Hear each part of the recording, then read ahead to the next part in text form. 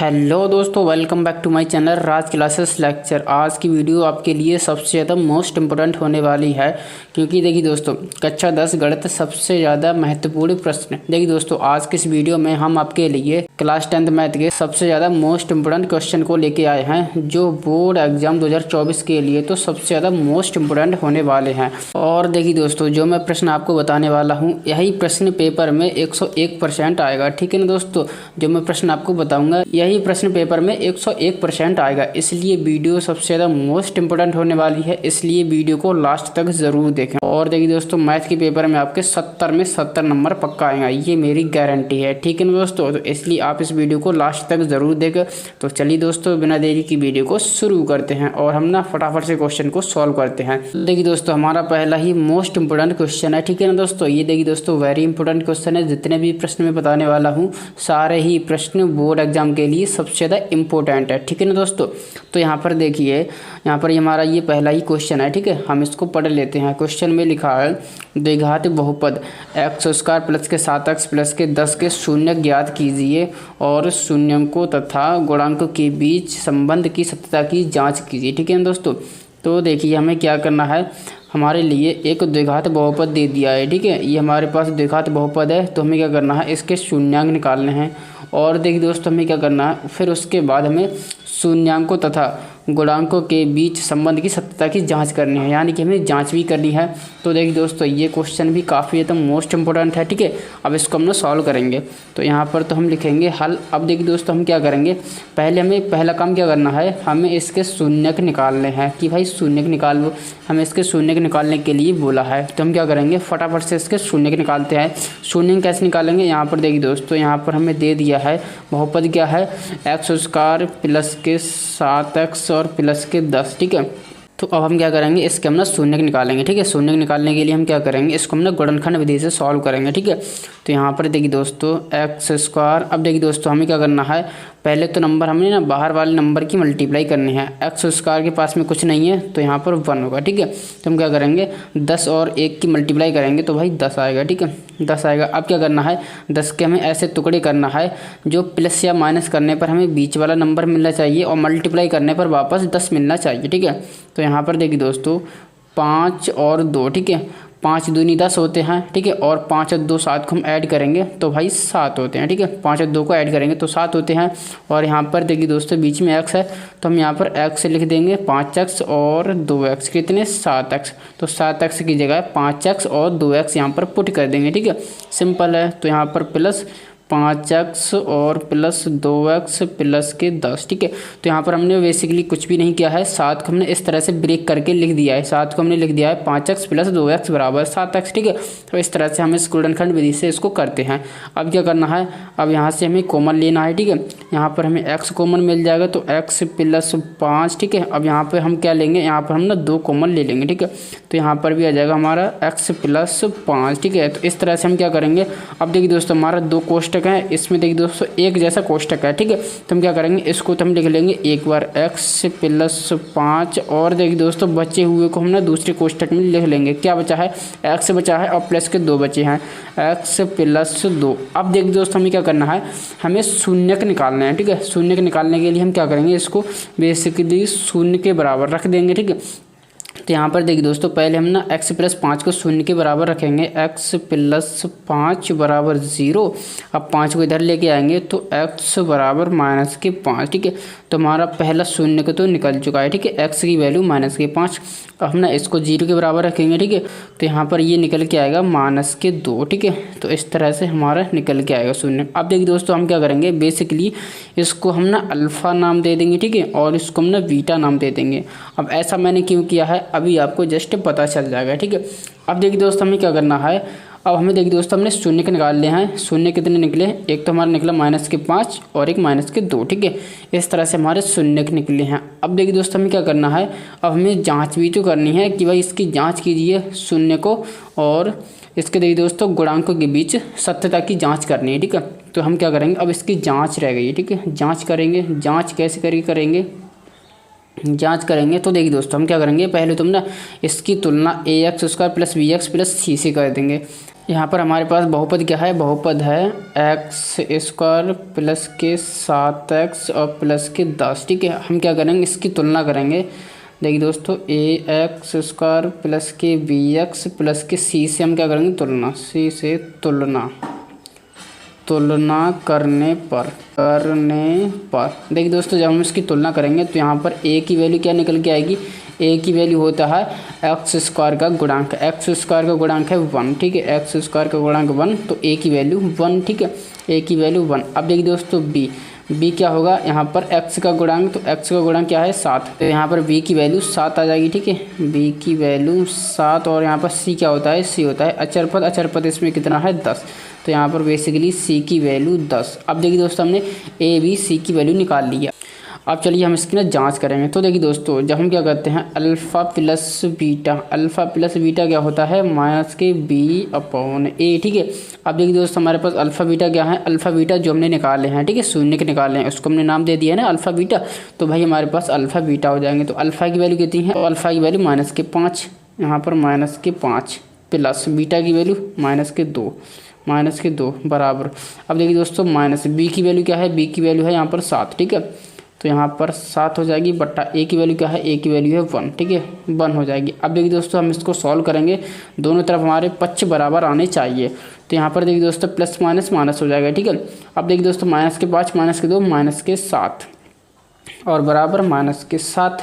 तो यहाँ पर देखिए दोस्तों, दोनों पक्ष हमारे पास बराबर हैं, तो यहाँ पर ये तो संबंध हमारा बिल्कुल पक्का है। ठीक है, अब देखिए दोस्तों, हमारे पास एक और संबंध होता है, वो क्या होता है, अल्फ़ा इंटू बीटा होता है c/a।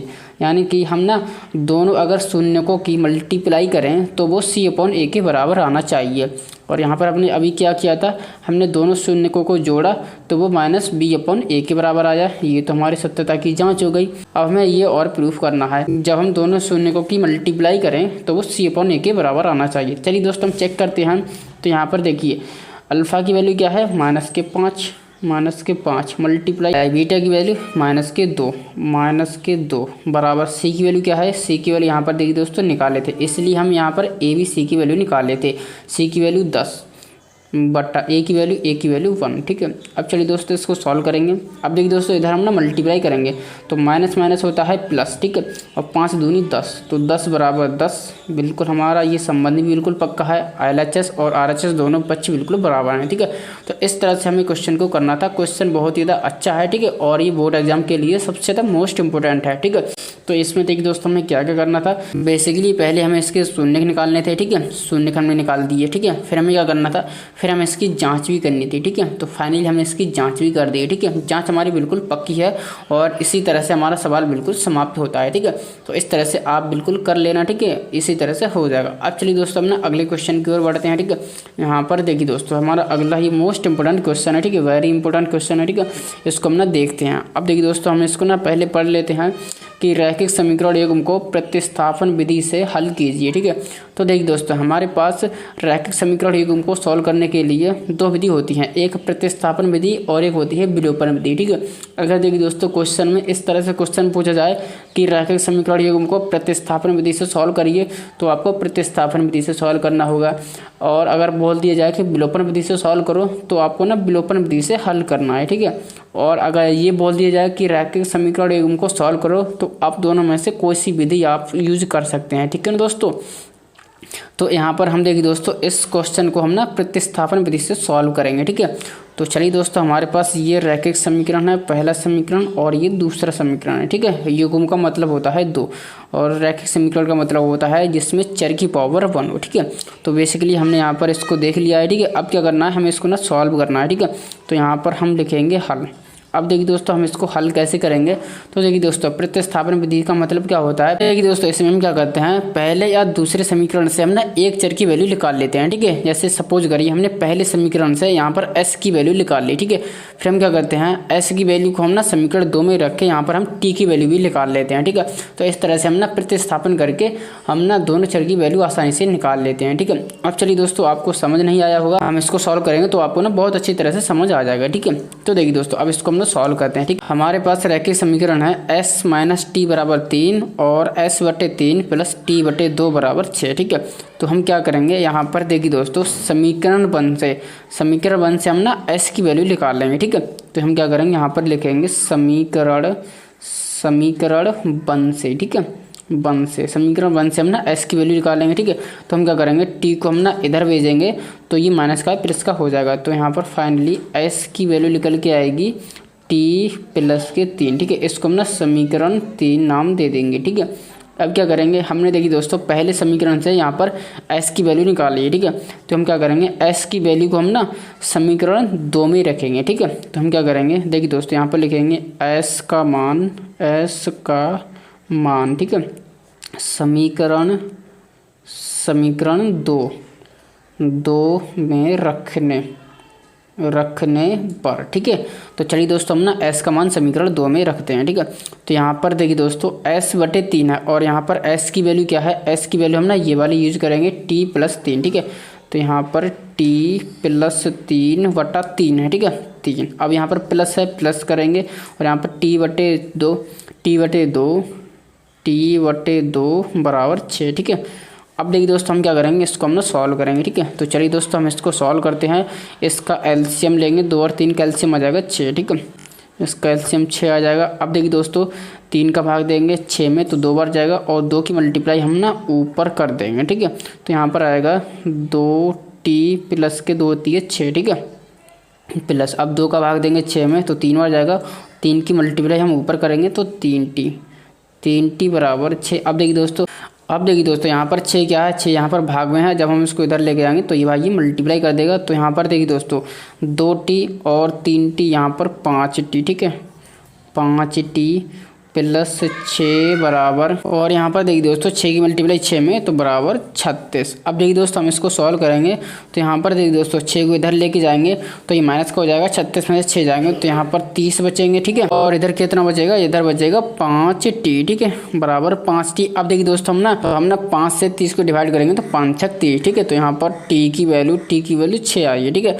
तो इस तरह से हमने t की वैल्यू निकाल ली। अब क्या करना है, हमें s की वैल्यू निकालनी है। ठीक है, तो देखिए दोस्तों हम ना s की वैल्यू कैसे निकालेंगे, यहाँ पर देखिए दोस्तों हम ना समीकरण 3 से हम ना s की वैल्यू निकाल लेंगे। ठीक है, तो चलिए दोस्तों हम क्या करेंगे, अब हम ना s की वैल्यू निकालेंगे। ठीक है, तो s बराबर t प्लस 3 है ना, तो यहाँ पर देखिए दोस्तों t की वैल्यू हम कितनी यूज़ करेंगे, t की वैल्यू अभी तो निकाले थे, t की वैल्यू 6। ठीक है, तो हम 6 यूज़ कर लेंगे, 6 प्लस 3। ठीक है, तो s की वैल्यू 6 और 3 9। ठीक है, तो इस तरह से देखिए दोस्तों यहाँ पर s की वैल्यू भी निकाल चुकी है। ठीक है, s की वैल्यू 9 निकल के आई है और t की वैल्यू यहाँ पर 6 निकल के आई है। ठीक है, तो इस तरह से हमें रैखिक समीकरण एक को सॉल्व करना था। आई होप आपको बहुत अच्छी तरह से समझ आ गया होगा। ठीक है, तो इस तरह से हमें क्वेश्चन सॉल्व करना था। ठीक है दोस्तों, अब चलिए दोस्तों हम ना अगले मोस्ट इंपोर्टेंट क्वेश्चन की ओर बढ़ते हैं। अब चलिए दोस्तों हमारा अगला मोस्ट इंपोर्टेंट क्वेश्चन है। ठीक है, वेरी इंपोर्टेंट क्वेश्चन है। ठीक है, इसको हम ना पढ़ लेते हैं। ठीक है, देखिए दोस्तों क्वेश्चन में लिखा है उस एपी का 31वां पद ज्ञात कीजिए जिसका 11वां पद 38 है और 16वां पद 73 है। ठीक है,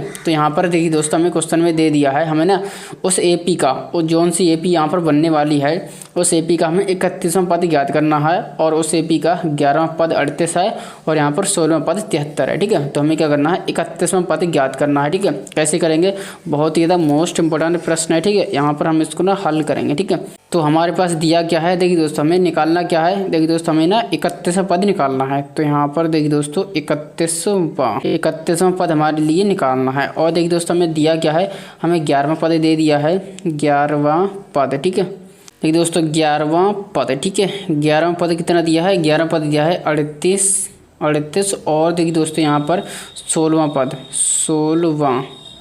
16वां पद कितना दिया है, 16वां पद दिया है 73। ठीक है, तो हमें देखिए दोस्तों 31वां पद निकालना है। ठीक है, अब देखिए दोस्तों हम 31 पद को कैसे लिखेंगे, 31वें पद को हम लिख सकते हैं A31। ठीक है, A31 हमें ये निकालना है। देखिए दोस्तों हम इसको लिख सकते हैं A31। और देखिए दोस्तों AP के प्रत्येक पद की जनरल फॉर्म क्या होती है, जनरल फॉर्म होती है A31 को हम लिख सकते हैं A प्लस, यहाँ पर 31 है तो यहाँ पर 30D। ठीक है, एक यहाँ पर कम करके D लिख देते हैं। ठीक है, तो हमें बेसिकली यहाँ पर A प्लस 30D की वैल्यू निकालनी है। ठीक है, 31वें पद को हम इसके जनरल फॉर्म में लिखेंगे तो A प्लस 30D। ठीक है, तो यहाँ पर हमें इसकी वैल्यू निकालनी है। ठीक है, इसमें हमें देखिए दोस्तों ए की वैल्यू निकालनी है और यहाँ पर डी की वैल्यू निकालनी है। फिर हम इसको सॉल्व कर लेंगे, हमारे लिए 31वें पद की वैल्यू निकल आएगी। ठीक है, अब देखिए दोस्तों हम ना इसी तरह से हम इसको लिखेंगे। ठीक है, तो यहाँ पर देखिए दोस्तों 11वें पद को हम कैसे लिखेंगे, 11वें पद को हम लिखेंगे A11 और इसकी जनरल फॉर्म क्या होती है, और इसकी जनरल फॉर्म होती है A+10D। 10D एक कम करके हम D लिख देते हैं। और देखिए दोस्तों A11 की वैल्यू कितनी है, A11 की वैल्यू है 38, सिंपल।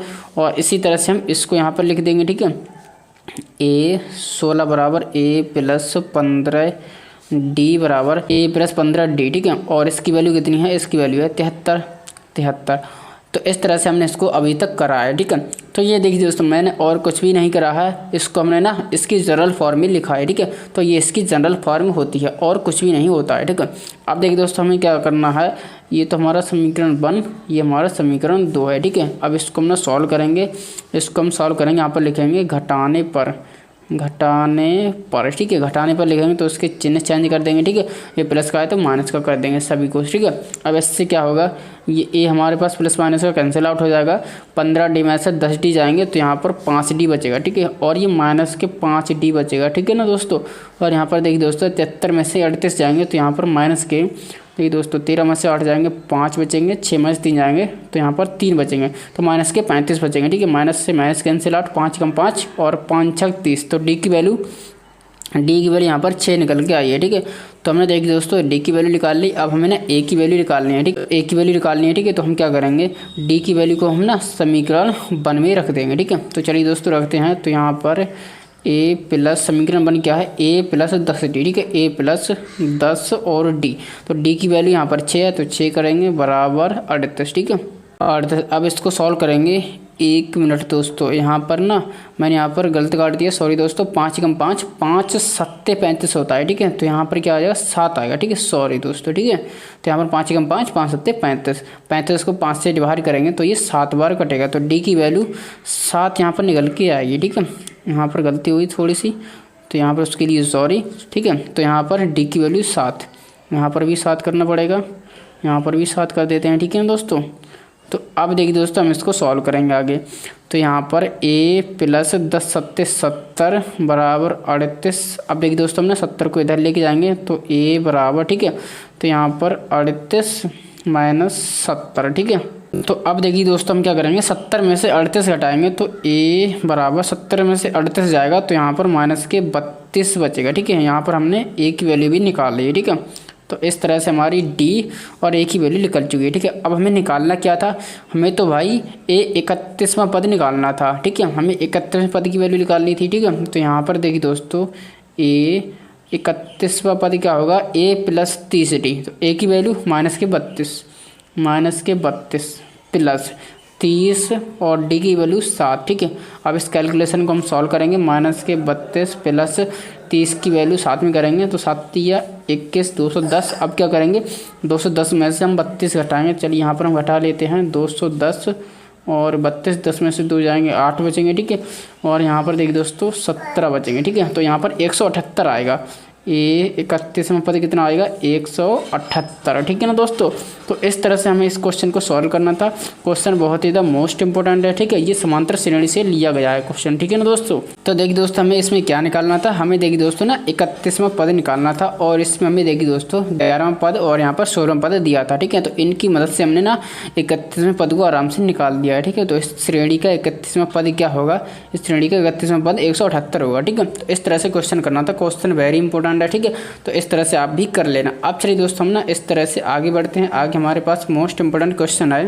तो देखिए दोस्तों हमारे पास मोस्ट इंपोर्टेंट क्वेश्चन है। ठीक है, इस क्वेश्चन को हम सॉल्व करेंगे, वेरी इंपॉर्टेंट क्वेश्चन है और ये बोर्ड एग्जाम के लिए भी सबसे ज़्यादा इंपॉर्टेंट है। ठीक है, तो चलिए दोस्तों हम इसको ना पहले पढ़ लेते हैं। ठीक है, क्वेश्चन में लिखा है, चित्र में देखिए दोस्तों ये हमारे पास चित्र है। ठीक है, मैंने चित्र भी बना दिया है। चित्र में डी समांतर BC है, भुजा AD की लंबाई ज्ञात कीजिए, जबकि AE बराबर 2.7 सेंटीमीटर, BD बराबर 10.8 सेंटीमीटर तथा CE बराबर 8.1 सेंटीमीटर है। ठीक है, तो देखिए दोस्तों क्वेश्चन में क्या कह रखा है, हमारे पास एक चित्र है। ठीक है, और हमारे पास ये वाली भुजा और ये वाली भुजा समांतर है, यानी कि पैरेलल है। ठीक है, DE समांतर है BC के, यहाँ पर ये कह रखा है और हमें क्या करना है, यहाँ पर हमें AD की वैल्यू निकालनी है। ठीक है, AD की वैल्यू निकालनी है। और हमें यहाँ पर देखिए दोस्तों AE की वैल्यू है 2.7 सेंटीमीटर और CE की वैल्यू है 8.1 सेंटीमीटर और BD की वैल्यू है 10.8 सेंटीमीटर। ठीक है, तो इस तरह से हमें क्वेश्चन को करना था। ठीक है, हमें बेसिकली AD की वैल्यू निकालनी है। कैसे करेंगे, निकाल लेंगे। अब आइए दोस्तों, अब यहाँ से हम क्वेश्चन को सॉल्व करेंगे। ठीक है, यहाँ पर हम लिखेंगे हल। ठीक है,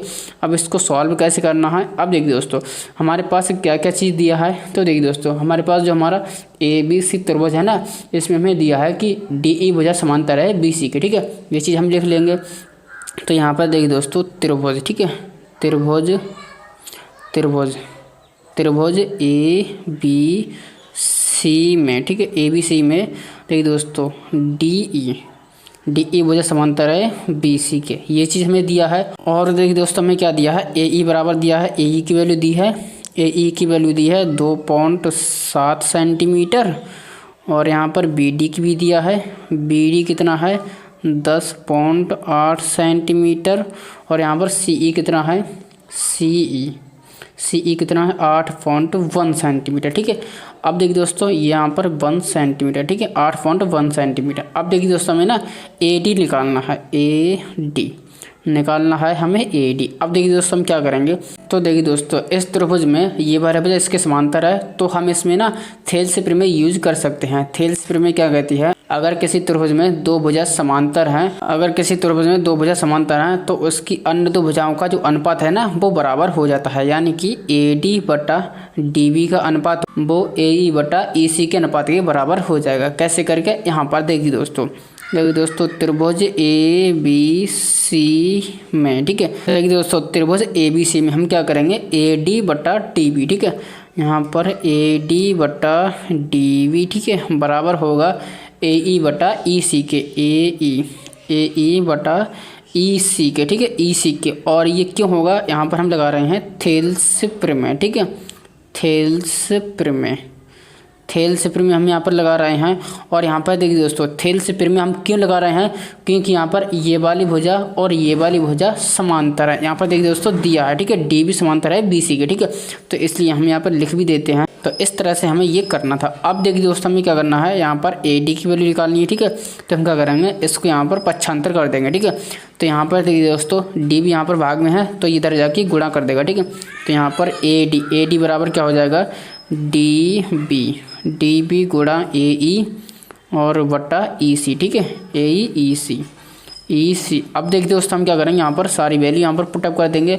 यहाँ पर देखिए दोस्तों DB की वैल्यू क्या है, DB की वैल्यू यहाँ पर 10.8 है और यहाँ पर भी देखिए दोस्तों 10.8 है DB, ठीक है, 10.8 और गुणा। अब देखिए दोस्तों AE कितना है, AE है 2.7, ठीक है, 2.7 बटा EC कितना है, EC यहाँ पर है 8.1, ठीक है, 8.1। अब देखिए दोस्तों हम इसको ना सॉल्व करेंगे। ठीक है, इस वाले पॉइंट से यहाँ पर ये वाला पॉइंट कैंसिल आउट हो जाएगा। ठीक है, तो देखिए दोस्तों हम इसको ना आगे सॉल्व करेंगे। ठीक है, अब देखिए दोस्तों 27 से कम 27 और 27 ती होते हैं 81, ठीक है, तो यहाँ पर आगे क्या आया है 10.8 बटा 3। ठीक है, हम क्या करेंगे, ऊपर वाला भी पॉइंट हटाएंगे। ठीक है, तो नीचे यहाँ पर 1 0 बढ़ जाएगा। ठीक है, तो यहाँ पर 10 बढ़ जाएंगे। ठीक है, एक यहाँ से पॉइंट हटाया तो पॉइंट के बाद 1 अंक था तो यहाँ पर 1 10 बढ़ गया। ठीक है, तो अब देखिए दोस्तों हम इसको सॉल्व करेंगे तो हम ना इसको 3 से काटेंगे तो 3 एकम 3, ठीक है, और इसको काटेंगे 3 3 9, यहाँ पर 1 बचा, यहाँ पर 18 हो गए, 3 6 18, तो यहाँ पर भी 36 बार कट गया। ठीक है, तो यहाँ पर आया 36 बटा 10। तो यहाँ पर देखिए दोस्तों हम जब क्या करेंगे 36 को 10 से भाग लगाएंगे तो यहाँ पर देखिए दोस्तों यहाँ पर 3.6 आएगा, 3.6 सेंटीमीटर। ठीक है, तो इस तरह से हमारे पास AD की वैल्यू कितनी निकली है, 3.6 सेंटीमीटर। ठीक है, तो AD हमारा हो जाएगा 3.6 सेंटीमीटर। ठीक है, तो इस तरह से हमें क्वेश्चन को करना था। आई होप आपको बहुत अच्छी तरह से ये वाला भी क्वेश्चन आपको समझ आ गया होगा। ठीक है ना दोस्तों, तो चलिए दोस्तों ये जितने भी क्वेश्चन थे ये बोर्ड एग्जाम के लिए सबसे ज़्यादा मोस्ट इंपोर्टेंट क्वेश्चन है, इसलिए आप इन क्वेश्चन को अच्छी तरह से तैयार कर लें। तो चलिए दोस्तों मिलते हैं ऐसी किसी नई वीडियो में और आप अपनी बोर्ड एग्जाम की तैयारी बहुत अच्छे से करते रहें, मस्त रहें, स्वस्थ रहें। Thank you.